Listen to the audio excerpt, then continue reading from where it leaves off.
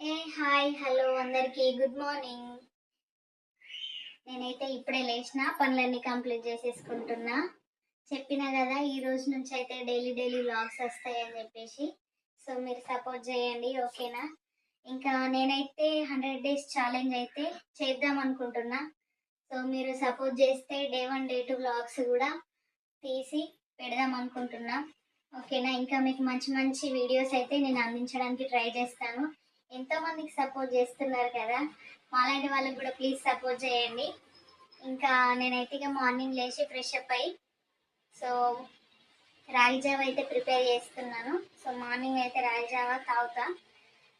ఇంకా ఇక కర్రీస్ అయితే ఈ రోజైతే సొరకాయ ప్రిపేర్ చేస్తున్నాను, సొరకాయ కర్రీ.